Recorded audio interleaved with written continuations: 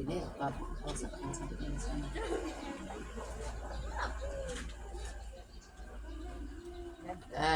Ayo, cek.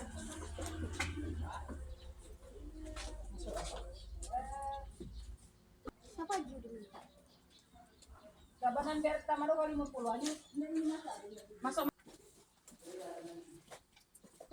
Sini ada. Sini ada tangan. Mantan tangan ku dah. Sudah aneh diminum.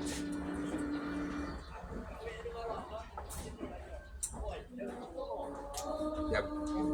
Gigi aneh.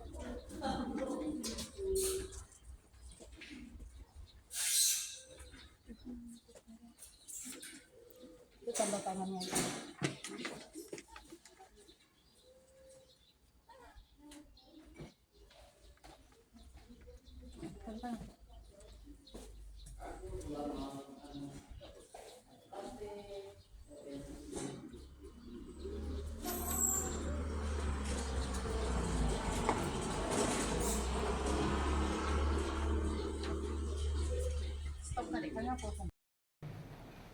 Matahari terbit belumlah tinggi, jalan sendiri menunggu fajar. Assalamualaikum, selamat pagi. Semoga acara ini berjalan lancar. Waalaikumsalam warahmatullahi wabarakatuh. Burung katak, burung cendrawasih yang menjawab salam, semoga cepat pergi haji.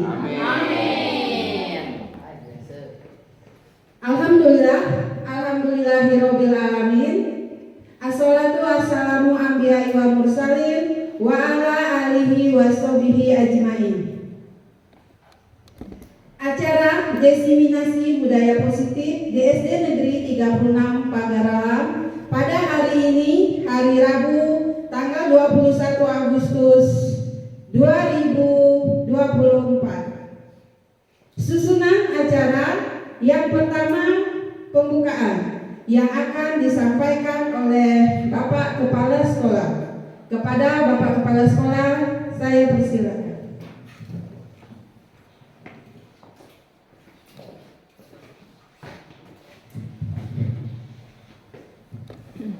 Assalamualaikum warahmatullahi wabarakatuh.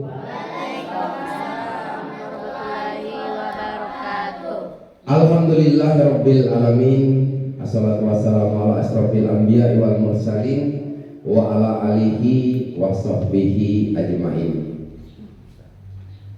Hadirin sekalian, Bapak Ibu guru serta peserta dan anggota pada hari ini, marilah pertama kita bersyukur kehadiran Allah Subhanahu wa taala karena berkat limpahan karunia-Nya, berkat rahmat serta ridhonya, kita sekalian masih dalam keadaan sehat, diberi kesempatan sehingga masih bisa berhadir pada hari ini dalam rangka aksi nyata modul 1.4 diseminasi budaya positif di SD Negeri 36 Pagaralam, Kecamatan Dempo Tengah, Kota Pagaralam. Hadirin sekalian, marilah guna mendapatkan berkah serta ridho dari Allah Subhanahu wa taala, acara ini resmi kita buka.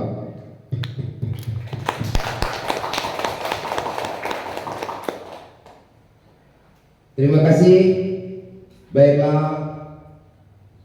hadirin sekalian, pada hari ini tepatnya tanggal 21 Agustus yang mana telah diprogramkan dan alhamdulillah sudah terlaksana bahwasanya pada hari ini akan dilaksanakan aksi nyata modul 1.4 diseminasi budaya positif di SD Negeri 36 Pagaralam. Dengan demikian, tentu saja kita sangat berharap bahwasanya pelaksanaan diseminasi pada hari ini akan berjalan lancar tanpa ada halangan dan rintangan apapun. Khusus untuk Ibu Tihasana SPD dan Ibu Melzia SPD selaku calon guru penggerak angkatan kedua, kami sangat memberikan hal yang positif. Semoga saja pelaksanaan pada hari ini lancar tanpa ada halangan apapun juga. Namun selebih dari itu juga kami harus memberikan motivasi guna kemajuan SD Negeri 36 Pagaralam ini.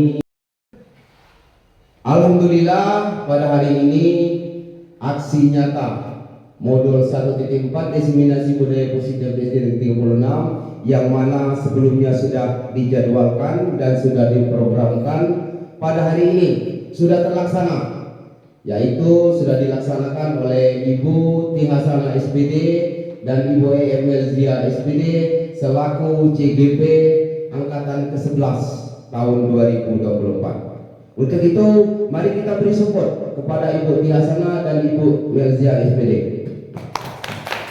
Terima kasih. Kemudian, kami juga selaku kepala sekolah berharap agar kiranya kegiatan-kegiatan seperti ini dilanjutkan oleh guru-guru sebagai motivasi guna mendukung budaya yang ada di SD Negeri 36 Pagaralam ini, yang mana sebagaimana yang selalu dianjurkan oleh Bapak Ki Hajar Dewantara bahwasanya di sekolah selalu menuntut anak sesuai kodrat sebagai manusia dan anggota masyarakat. Selain itu juga anak juga diberikan kesempatan untuk mengembangkan minat, bakat serta potensi diri supaya aksi nyata budaya positif bertujuan menambahkan budaya positif di sekolah. Alhamdulillah pada hari ini diseminasi budaya positif di SD Negeri 36 Pagaralam sudah terlaksana. Hal ini tentu saja berkat usaha dan dorongan serta kita semua dan terlaksananya diseminasi budaya positif di SD Negeri 36 Pagaralam ini. Aksi nyata yang telah dilakukan oleh calon guru penggerak yaitu Ibu Tihasana SPD dan Ibu Melzia SPD yang mana menghasilkan tumbuhnya pemahaman mengenai penerapan budaya positif di sekolah, khususnya di SD negeri kita, SD Negeri 36 Pagaralam. Jadi Bapak Ibu hadirin sekalian, di kesempatan ini kita sangat mendukung agar supaya budaya positif di SD Negeri 36 Pagaralam ini dapat terlaksana, terutama terus didukung oleh masyarakat, seluruh dewan guru, terutama guru penggerak yaitu Ibu Tihasana dan Ibu Melzia.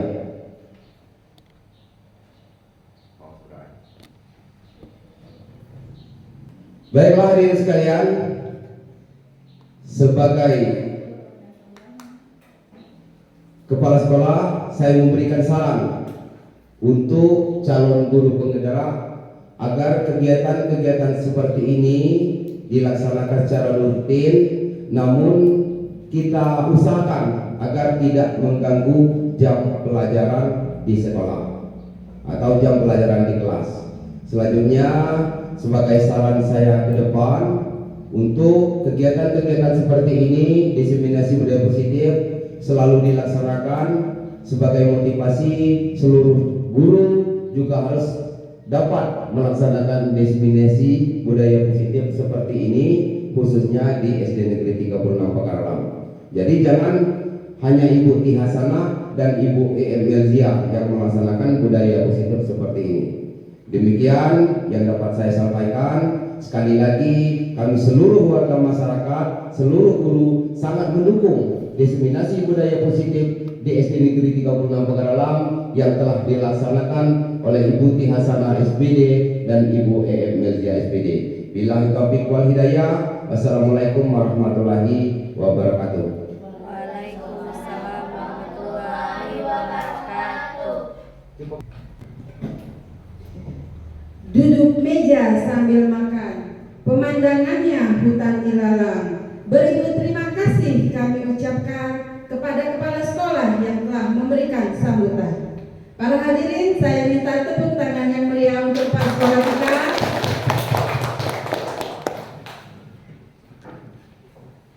Ada angin menghembus tomat, buah semangka di dalam gua. Jika ingin hidup selamat, jangan lupa berdoa agar acara kita hari ini mendapatkan rahmat dan berkat dari Allah. Marilah bersama-sama kita membaca suratul Al-Fatihah di dalam hati. Berdoa dimulai.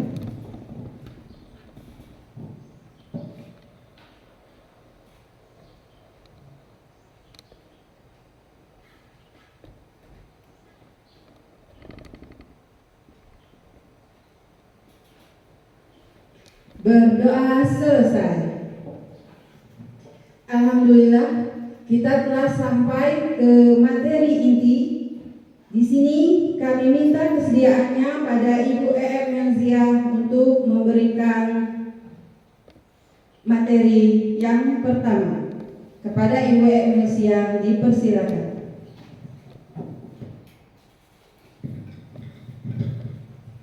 Terima kasih kepada Ibu Tia Hasanah telah memberikan kesempatan kepada saya untuk memberikan materi aksi nyata diseminasi budaya positif SD Negeri 36 Pagaralam. Sebelumnya mohon maaf ya Ibu, Bapak, bukannya untuk menggurui ya. Di sini kita hanya sebatas sharing ya Pak, Bu, karena di sini banyak guru senior yang lebih banyak pengalamannya dari saya. Saya mohon pamit ya Bu.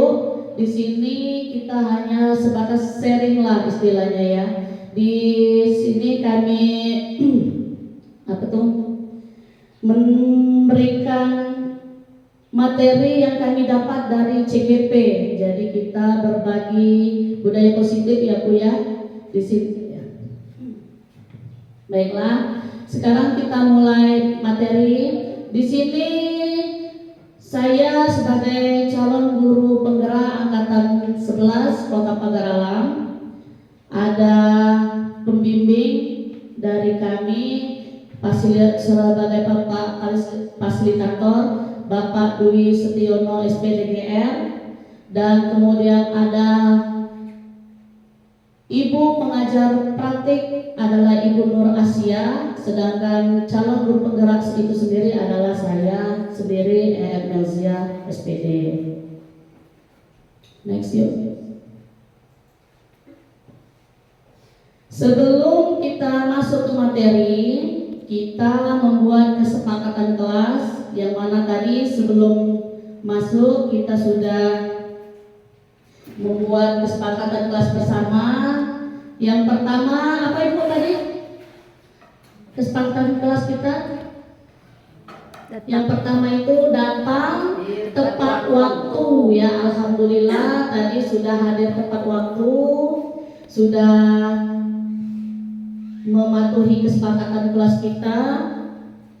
Kemudian yang kedua, kita saling menghormati guru dan teman sekelas kita. Di sini kita sudah melakukannya ya Pak Bu. Selanjutnya yang ketiga, tidak berbicara saat guru atau pemateri sedang menjelaskan. Itu benar ya. Jadi kita saling menghargai. Seandainya ada yang ingin berbicara, silakan angkat tangan yang ingin bertanya ya.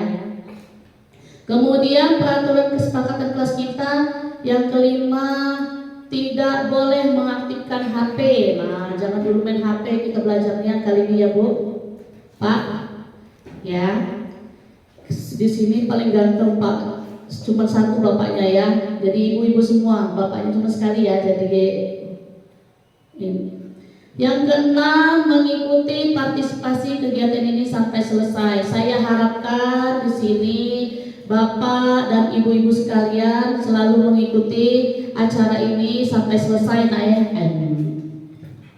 Ya. Lanjut.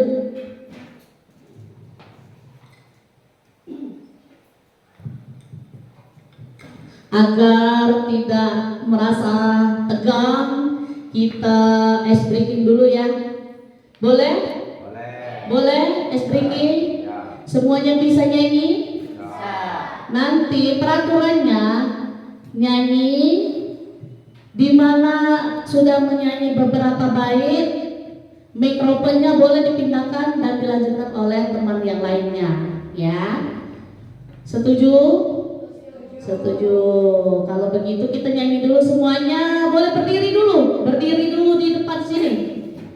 Nah, boleh. Kesini. Depan kok.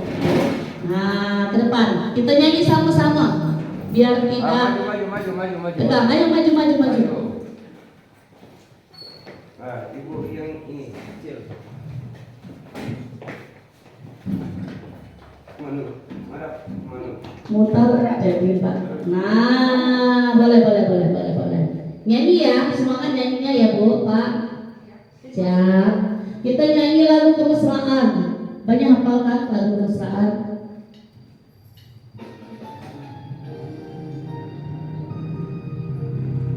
Siapa yang mulai? Ibu. Boleh, Bu.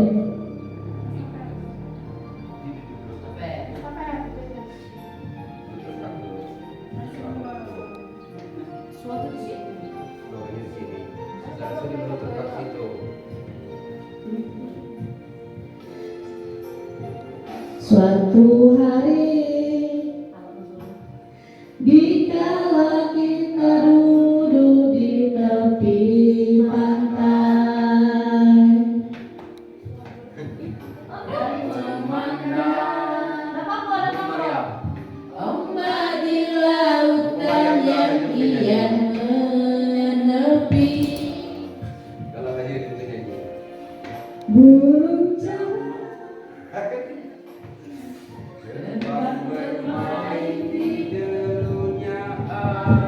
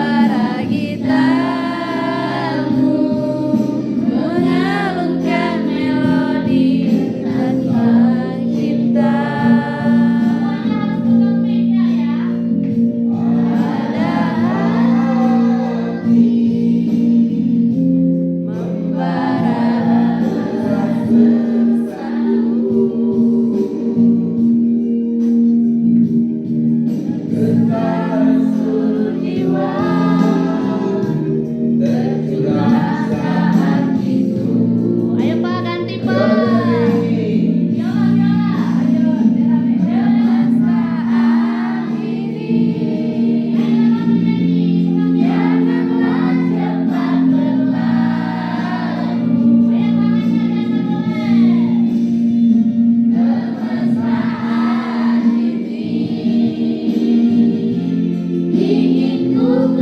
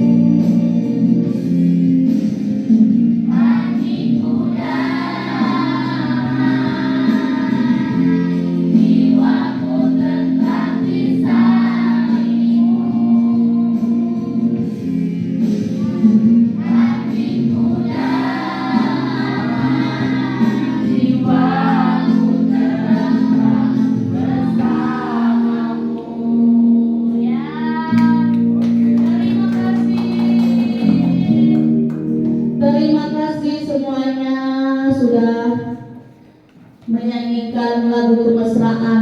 Insya Allah datang lagi kita nak ya. Masih agak keceplosan.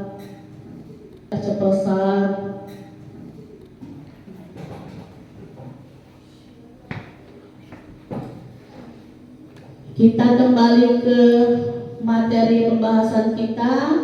Di sini kita pengibasan materi modul 1.4 tentang penerapan budaya positif di sekolah. Sebagaimana telah kita lakukan selama ini, penerapan budaya positif ini sudah lama berlangsung di sekolah kita.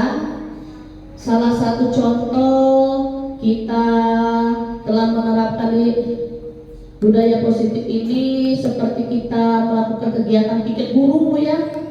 Piket guru itu sebelum masuk sekolah kita di lapangan menyambut anak, saling bersalaman, membimbing, berdoa bersama. Itu salah satu disiplin positif yang telah kita lakukan selama ini ya. Sebenarnya kita sudah lama melakukan kegiatan ini, tapi di sini kita bahas kembali tentang budaya positif di lingkungan sekolah. Lanjut, Bu.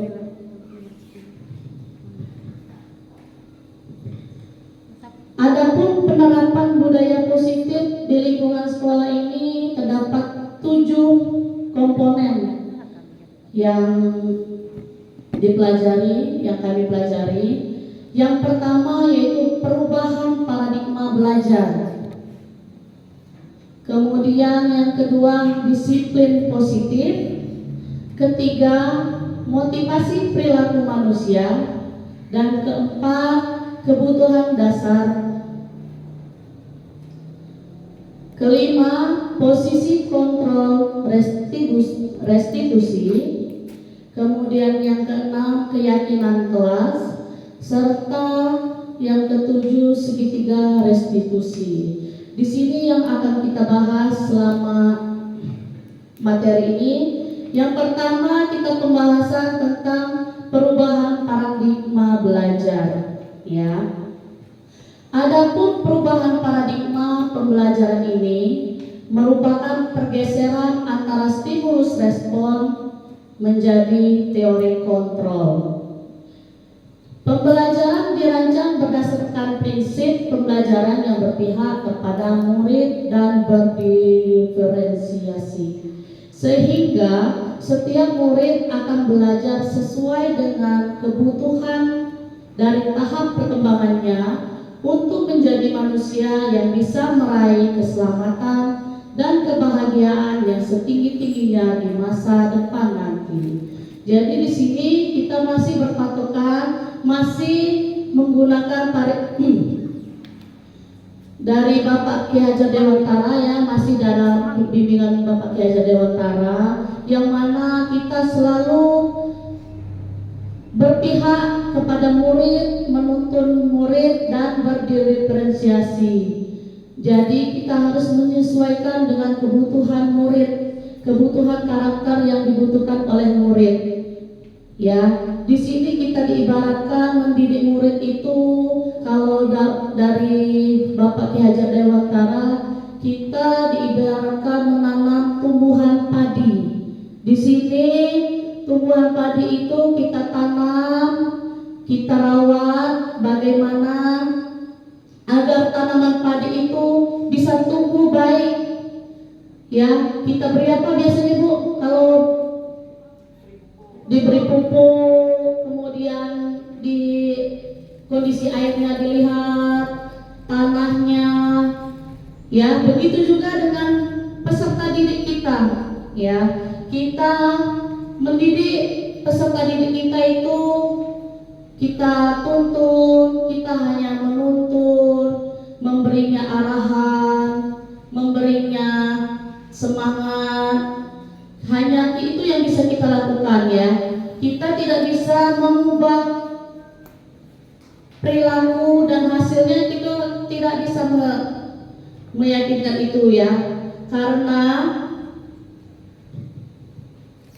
kita hanya bisa membimbing dan menuntun siswa itu sendiri. Lanjut Ibu. Kemudian yang kedua tentang disiplin positif. Ini tadi sudah kita bahas. Disiplin positif ini sebenarnya sudah kita pelajari, sudah kita laksanakan di lingkungan sekolah kita, ya. Setiap hari, bahkan dari zaman dulu kita sudah melakukan kegiatan ini. Tapi di sini kita menjelaskan kembali, kita mengingatkan kembali pembelajaran ini. Disiplin positif adalah pendekatan untuk mendidik murid yang bertujuan untuk membentuk kontrol diri dan meningkatkan kepercayaan diri, sehingga mereka bisa berperilaku dengan berpedoman kepada nilai-nilai kebajikan universal, yaitu sifat positif manusia, merupakan tujuan yang ingin dicapai oleh individu terlepas dari suku bangsa, bahasa, agama maupun latar belakangnya. Selanjutnya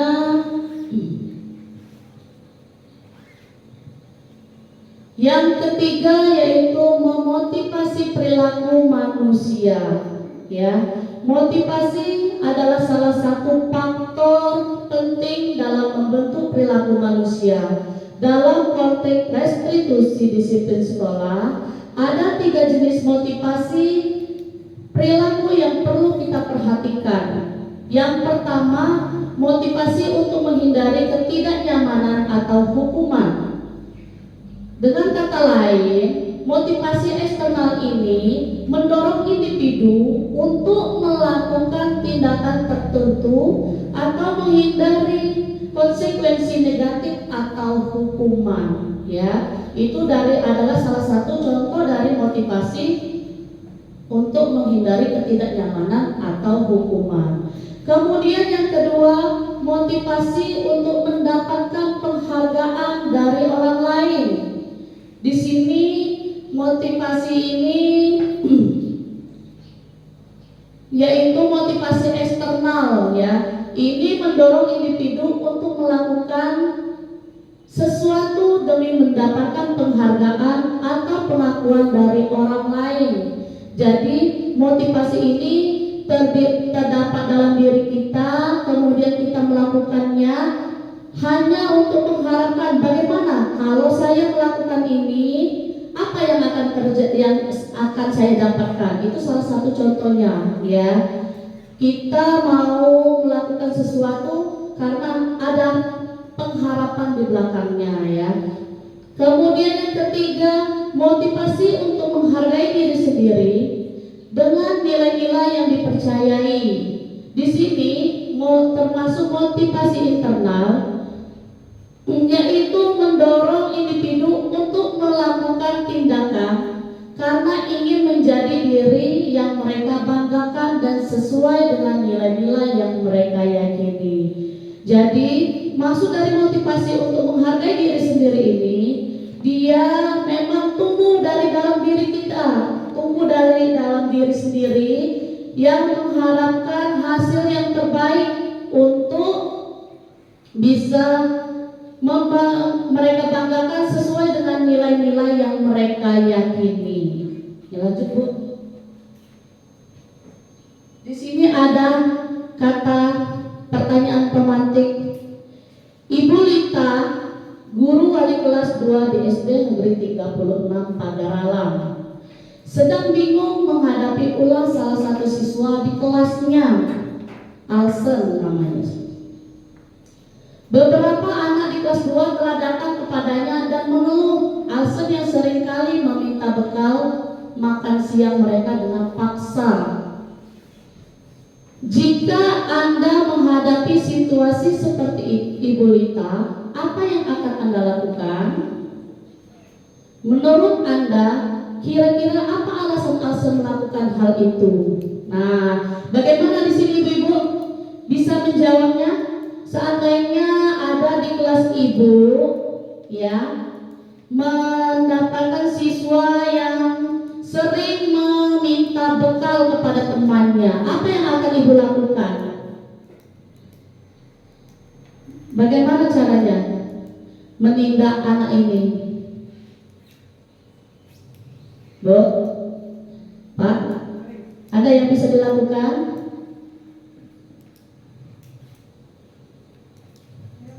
Bukan Pak. Nggak terjadwal, aku belum gitu, aku bebas.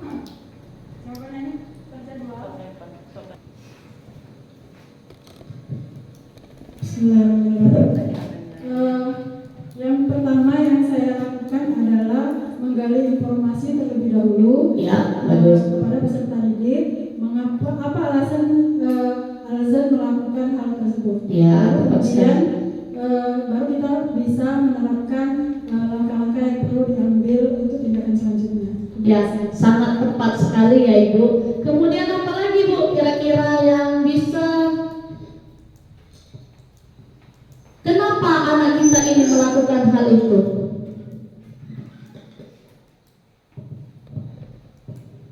Kenapa ya Ibu-ibu? Mungkin apa anak kita ini lapar atau silakan Pak. Terima kasih. Assalamualaikum warahmatullahi wabarakatuh. Waalaikumsalam warahmatullahi wabarakatuh. Pendapat saya langkah yang tepat karena itu termasuk kenakalan siswa. Jadi kita memberikan contoh yang baik kepada siswa dengan cara berbagi. Nah, mungkin untuk yang pertama tingkah laku Alsen itu sudah dianggap kenakalan. Namun di balik dari itu ada hikmahnya.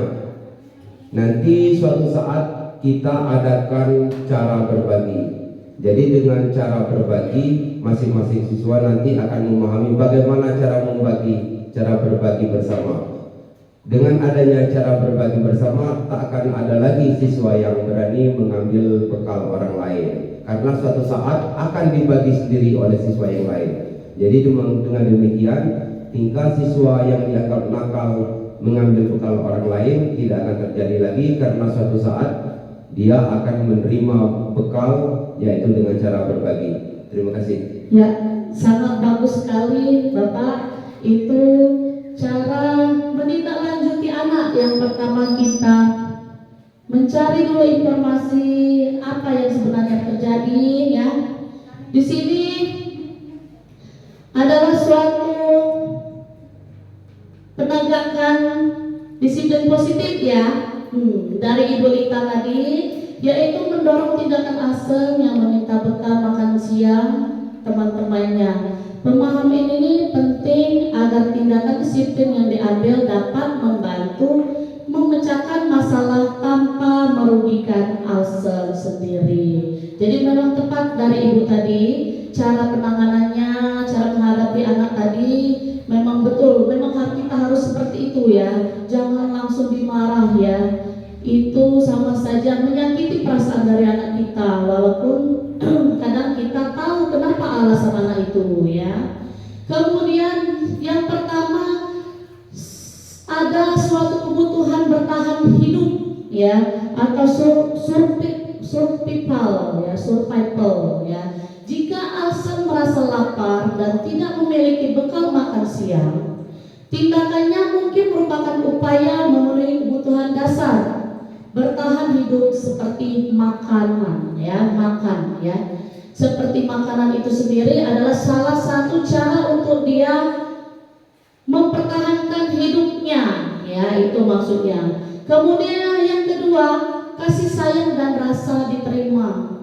Alsen mungkin dia merasa senang saat temannya memberikan perhatian dan mengikuti permintaannya, Mungkin dia sedang meminta perhatian kepada teman-temannya, karena dia mungkin kurang mendapatkan kasih sayang di dalam rumah, lingkungan keluarga atau sebagainya, yang mencerminkan kebutuhan kasih sayang dan rasa diterima. Jadi itu salah satu bentuk Alsen dalam mencari perhatian teman-temannya. Lanjut, Bu. Kemudian dalam penguasaan, jika Alsen merasa hebat, ketika hebat ketika temannya patuh pada permintaannya, ini bisa mencerminkan kebutuhan akan penguasaan atau pengakuan atas kemampuan, Jadi apabila seorang anak ini merasa penguasaan, jadi dia ibaratnya merasa hebat sendiri, bisa mengatur, bisa memerintah teman-temannya. Nah, itu kira-kira contohnya. Kemudian yang keempat, dia kebebasan, merasa beberapa anak ingin memiliki kebebasan dalam memilih makanan mereka.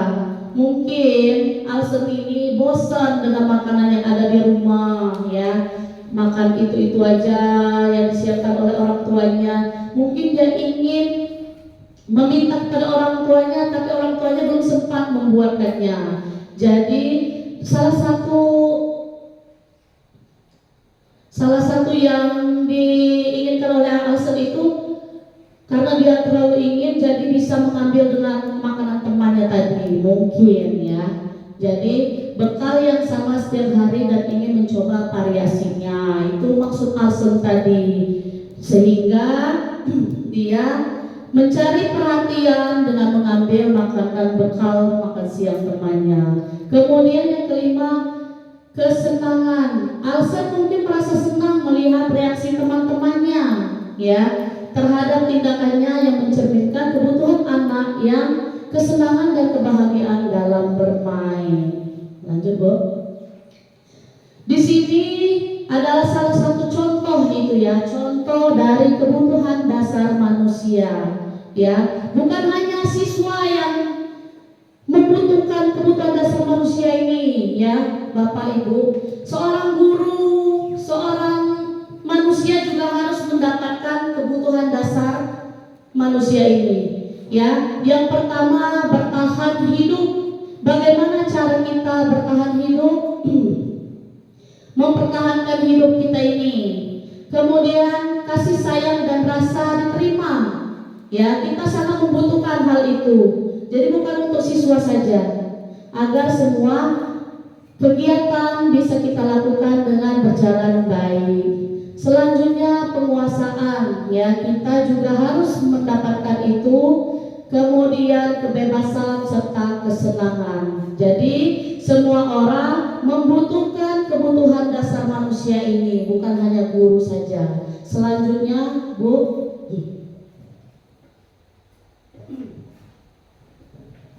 Tadi sudah dijelaskan, dicontohkan siswa kita tadi, Yang pertama ini kebutuhan bertahan hidup adalah salah satu kebutuhan yang bersifat fisiologis untuk bertahan hidup, misalnya kesehatan, rumah, dan makanan. Itu salah satu kebutuhan untuk kita bisa bertahan hidup dan melanjutkannya.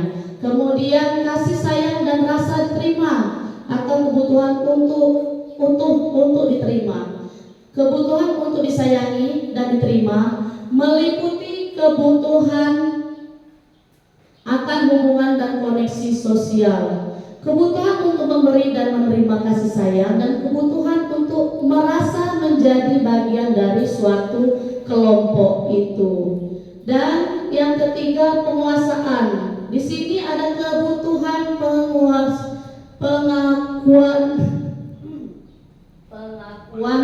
atas kemampuan ya. Jadi kebutuhan ini berhubungan dengan kekuatan untuk mencapai sesuatu, menjadi kompeten, menjadi terampil, kemudian diakui atas prestasinya ya. Yang selanjutnya kebebasan atau kebutuhan akan pilihan ya. Kebutuhan untuk bebas atau kebutuhan anak kemandiriannya. Selanjutnya kesenangan atau kebutuhan untuk merasa senang. Kebutuhan akan kesenangan adalah kebutuhan untuk mencari kesenangan kita semuanya. Lanjut. Selanjutnya di sini kita membahas tentang posisi kontrol restitusi. Ada video tadi Bu, boleh dibuka. Kita sebagai seorang guru harus bisa meletakkan posisi kontrol kita sekarang ya Bu. Yang pertama adalah sebagai penghukum. Baca di besar ini Bu. Video. Nah ini salah satu contoh seorang guru. Ini biasanya sebagai penghukum ya. Kamu deh, pasti terlambat. Liwang video yang mau itu. Apa coba? Alasan kamu apa lagi? Kapan sih kamu tidak terlambat? Malas sekali ya kamu jadi anak. Dasar pemalas. Gak kapok-kapok sih kamu. Sudah Jadi kuncian video ini. Kira-kira ada nggak kita pernah melakukan ini, Bapak Ibu? Ya, Tidak. Alhamdulillah kalau tidak ya. tidak beda. beraninya jawab. Sudah terlambat, masih berani jawab pula. Sekarang, keliling lapangan basket 5 kali sekalian. Biar kapok. Cepat. Pergi sana ke lapangan basket. Nah ini salah satu contoh dari seorang guru posisi kontrol restitusi penghukum ya. Kemudian membuat rasa bersalah. Nih contoh guru.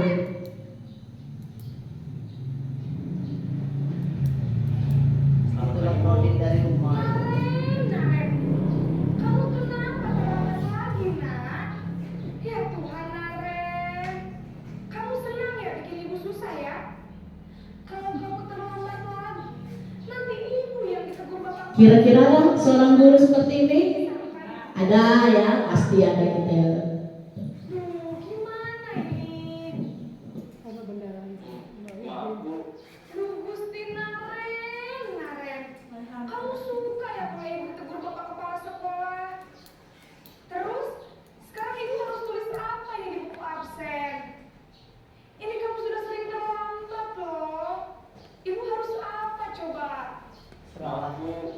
Maaf sekali. Ya sudah, lain kali jangan bikin ibu susah lagi ya nak ya. Ibu tidak akan kuat lagi kalau kamu begini terus. Bisa jantungan kalau ibu tegur bapak kepala sekolah. Sana cepat ke kelas. Maaf ya Bu. Maaf sekali.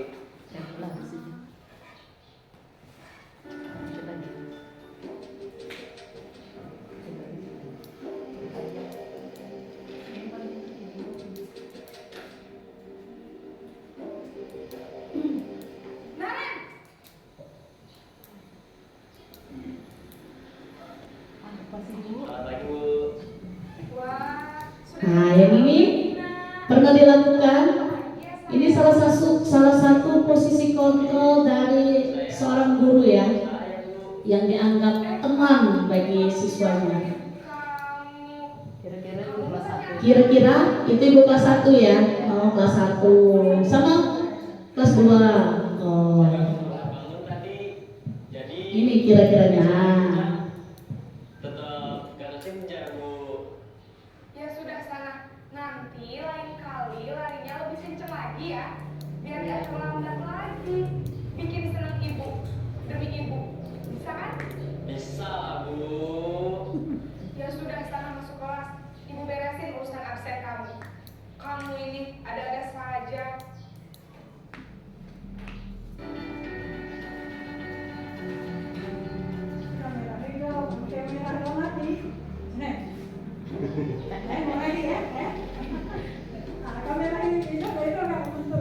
Ini adalah seorang guru sebagai pemantau ya, posisi kontrol sebagai pemantau. Biasanya ini guru agama biasanya, dia selalu patuh dengan peraturan ya. Tentang jam berapa kita harus masuk sekolah, nak? Kita harus di sekolah jam 7, Bu. Iya betul, sekarang sudah jam 7.20. Naren sudah tahu konsekuensinya jika terlambat hadir. Paham, Bu? Saya harus tinggal kelas pas jam istirahat selama 20 menit. Iya benar, konsekuensinya demikian. Jadi nanti jam 9.30 pas istirahat, kamu harus tinggal di kelas, kerjakan tugas tambahan untuk ketertinggalan kamu, ya? Baik, Bu.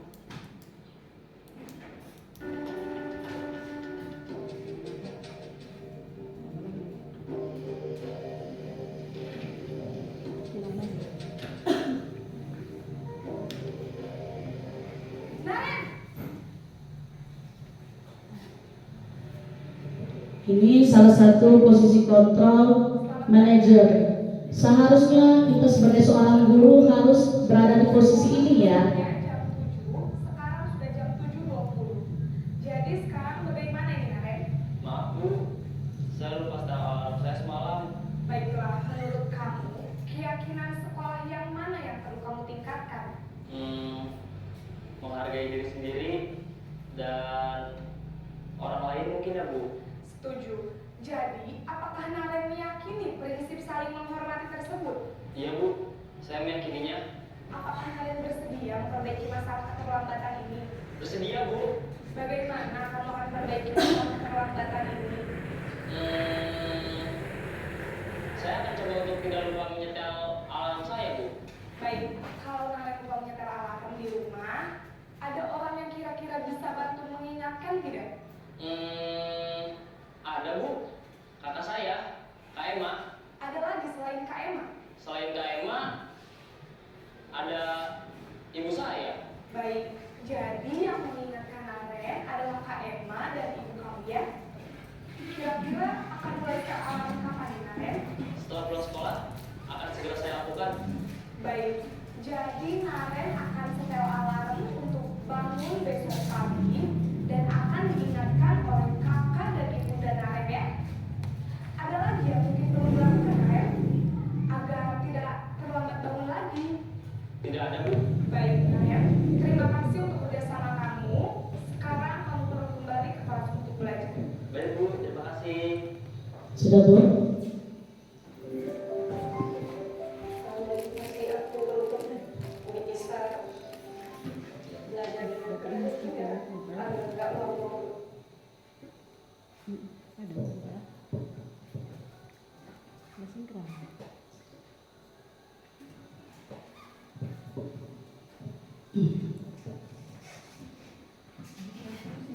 Posisi kontrol manajer.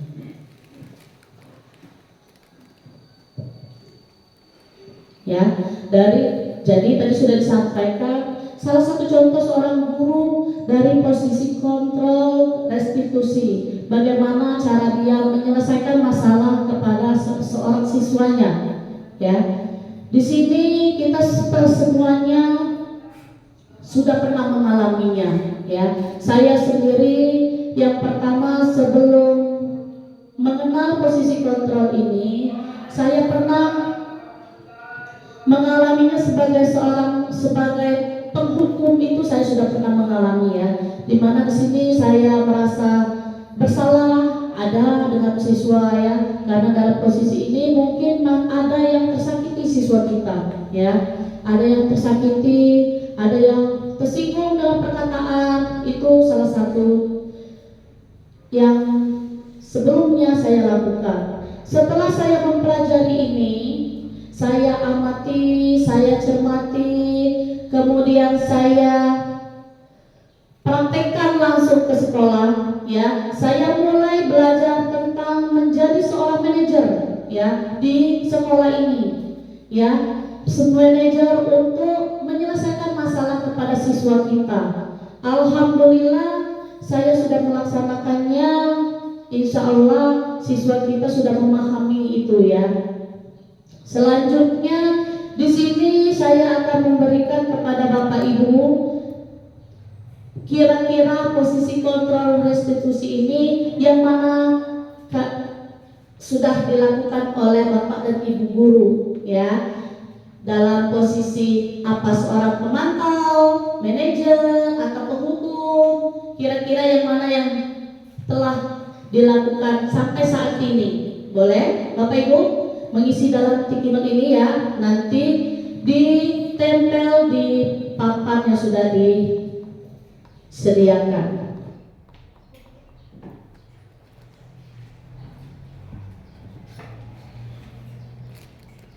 Boleh diisi. Sebagai apa tadi?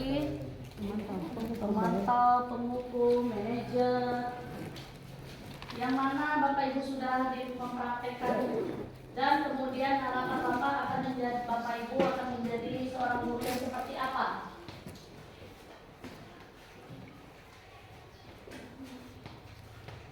Harapannya akan menjadi seperti manajer, seorang guru yang membimbing, ya, saja. Yang pernah kalian lakukan, yang pernah Bapak Ibu lakukan, dan harapan Bapak Ibu akan menjadi yang lebih baik lagi seperti apa?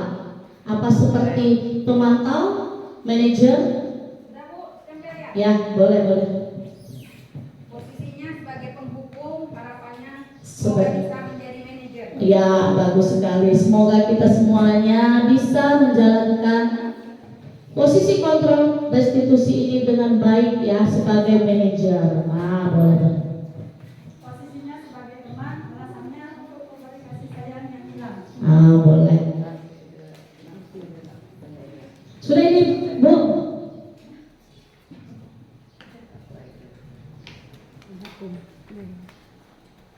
Kalau hukum apa?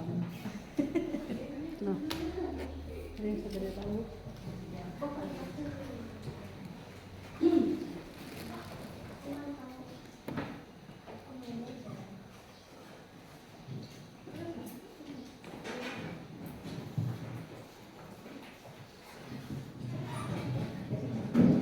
Jadi posisi yang pertama banyak sebagai penghukum ya, hampir sama. Kemudian harapannya semuanya ingin menjadi seorang guru yang manajer ya, yang bisa menyelesaikan masalah secara manajer. Boleh, itulah tujuan kita untuk berbagi ini ya. Kita bisa sharing bagaimana kelanjutan kedepannya kita menghadapi siswa-siswa kita ini.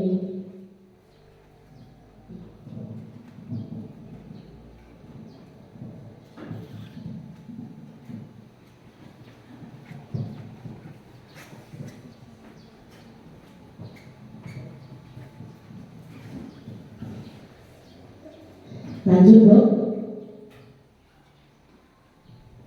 Terus lagi ini sudah.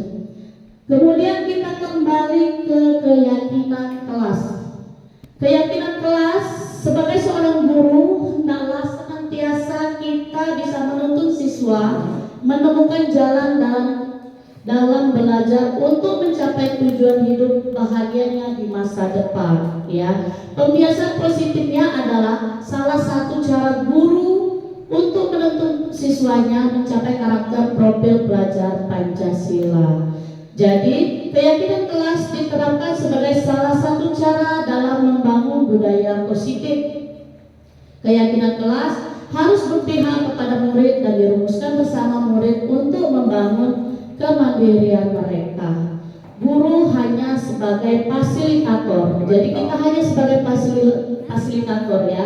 Membuat keyakinan kelas ini kita harus melibatkan siswa kita langsung ya. Kemudian Ibu, adapun tujuan keyakinan kelas ya, tujuan keyakinan kelas dapat diterapkan untuk membangun budaya positif di lingkungan sekolah. Dengan adanya keyakinan kelas diharapkan mampu mewujudkan tujuan dari pendidikan yang lebih berorientasi pada nilai luhur Pancasila atau profil pelajar Pancasila. Di sini ada perbedaan ya. Perbedaan keyakinan kelas dan kesepakatan kelas ya. Dia memang sama-sama yang didirikan oleh siswa ya. Keyakinan kelas disiplin positif yang membantu siswa mengembangkan disiplin diri dengan mematuhi keyakinan yang telah mereka buat sendiri. Jadi keyakinan kelas ini timbul dari diri siswa sendiri dan dia harus mematuhi keyakinan kelas itu. Kemudian kesepakatan kelas adalah daftar peraturan yang dibuat bersama oleh guru dan siswa untuk menjaga ketertiban dan kedisiplinan dalam proses pembelajaran.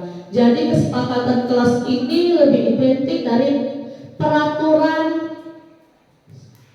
antara guru dan siswa ya. Peraturan ini dibuat secara bersama-sama, kemudian dilakukan untuk proses pembelajaran. Lanjut Bu.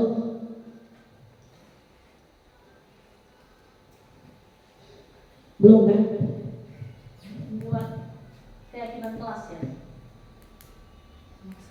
Dosa. Masih lanjut aja. Jadi di sini kita lanjutkan Bu ya. Segitiga restitusi. Restitusi adalah suatu proses menciptakan kondisi bagi murid untuk memperbaiki kesalahan mereka sehingga mereka bisa kembali pada kelompok mereka dengan karakter yang lebih kuat. Itu dari gagasan dari Gosen tahun 2004. Selanjutnya restitusi juga adalah proses kolaborasi yang mengajarkan murid untuk mencari solusi masalah dan membantu murid berpikir tentang orang seperti apa yang mereka inginkan dan bagaimana mereka harus memperlakukan orang lain. Itu gagasan dari Chelson Gossen tahun 1996. Dan selanjutnya gagasan restitusi membantu murid menjadi lebih memiliki tujuan, disiplin positif dan memulihkan dirinya setelah berbuat salah dan dengan tujuannya menjadi orang yang menghargai nilai-nilai kebajikan yang mereka percayai. Lanjut Bu. Dalam segitiga restitusi ada 3 tahapan. Yang pertama kita tahapannya menstabilkan identitas, ya. Kita menstabilkan identitas. Kemudian yang kedua validasi tindakan yang salah, dan yang ketiga menanyakan keyakinan. Ya, di sini kami sudah praktek langsung dengan siswa kelas 5.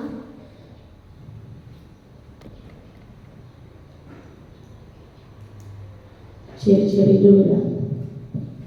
Restitusi dianggap mampu memecahkan masalah peserta didik karena memiliki ciri-ciri sebagai berikut. Yang pertama, ciri-cirinya restitusi bukan untuk menebus kesalahan, namun bagaimana memaknai kesalahan sebagai suatu pembelajaran. Yang kedua adalah tawaran bukan paksaan kepada siswa ya. Restitusi menuntut untuk melihat ke dalam diri. Selanjutnya mencari kebutuhan dasar yang mendasari tindakan. Yang kelima, restitusi fokus pada karakter bukan pada tindakan. Dan restitusi fokus pada solusi. Kemudian mengembalikan siswa yang berbuat salah pada kelompoknya. Itu ciri-ciri dari restitusi segitiga ya. Kemudian salah satu contoh variasi kalimat menstabilkan identitas. Misal kita ada masalah pada siswa, ada masalah. Salah satu menstabilkan identitas seperti berbuat salah itu tidak apa-apa nak. Semua masih batas wajar. Ibu sudah juga pernah mengalaminya. Itu salah satu contoh kalimat ya dalam menanyai siswa. Kemudian validasi tindakan yang salah. Kamu pasti mempunyai alasan mengapa kamu melakukan ini. Nah, itu salah satu contoh dari menanyakan siswa. Jadi kita tidak langsung marah ke siswa, ya. Kemudian menanyakan keyakinan. Nah, di sini apa keyakinan kelas yang kamu percayai? Nah, jadi di sini saya sudah mempraktekkan di kelas 5. Silakan ada video, Bu.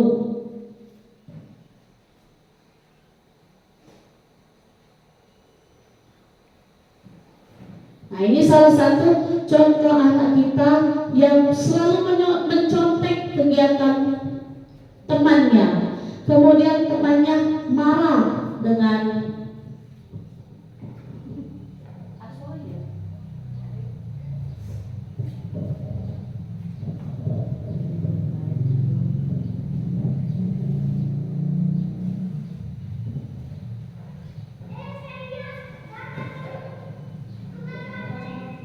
ini anak kita lagi berkelahi ya, marah-marah karena tugasnya dicontek oleh temannya, dia dari belakang. Nah, dan saya pun menyelesaikan masalahnya dengan menggunakan segitiga restitusi ini,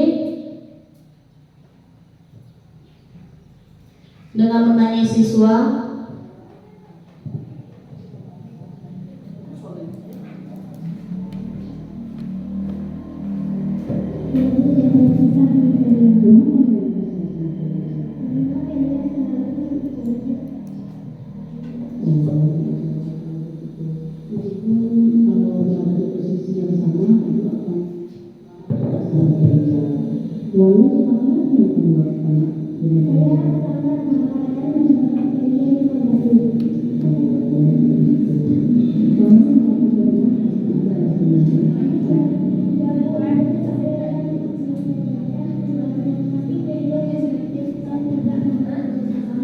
Ini kejadian di kelas 5 ya. Tapi ibu bisa mengambil lagi kalau kalian tidak berubah lebih kasar dari nilainya, ya. Menurut kamu sekarang apa kamu pikirkan? Tindakan yang kamu lakukan ini benar apa salah? Tindakan yang kamu lakukan ini merupakan suatu pelanggaran keyakinan kelas kita? Ya. Menurut kamu keyakinan kelas apa yang kamu melanggar? Ya, betul sekali. Menurut kamu hal ini saling menghormati ini penting tidak? Penting. Kemudian apa yang harus kamu lakukan ketika kamu sedang marah? Harus lebih sabar lagi. Jadi memang harus lebih sabar lagi. Kamu bersedia tidak memperbaiki masalah ini dengan kalian? Bersedia. Bagaimana cara kamu memperbaikinya dengan kalian? Ya. Kemudian bagaimana cara kamu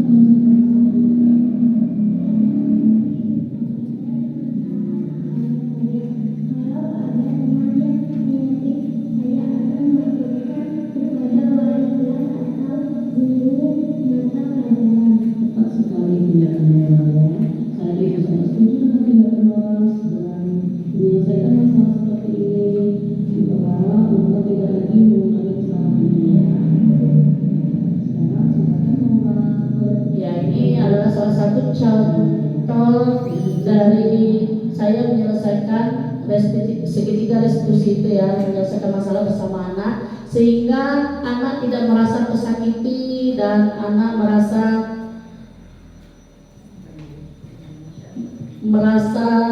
sudah didengarkan ya masalahnya dan diselesaikan. Ini adalah salah satu contohnya dia menyelesaikan masalah bersama temannya ya, dengan meminta maaf kepada temannya.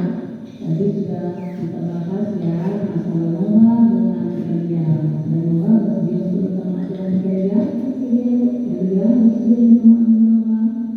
Sekarang silakan saling memaafkan dulu.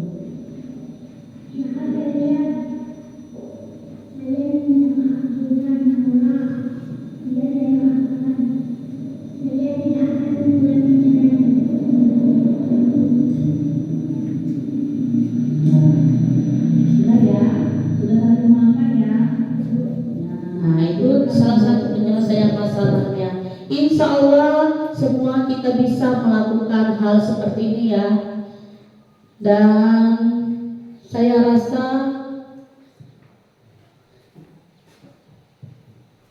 bagaimana Ibu-Ibu materi hari ini? Sudah bisa dipahami bagaimana cara kita menyelesaikan masalah dengan anak-anak kita, membiasakan budaya positif di sekolah. Kemudian di sini yang untuk akhir dari materi ini, saya hanya meminta refleksi apa kira-kira yang bisa Bapak dan Ibu pelajari dari materi ini, ya. Dan sebelumnya kita tutup dulu. Terima kasih. Assalamualaikum warahmatullahi wabarakatuh. Waalaikumsalam warahmatullahi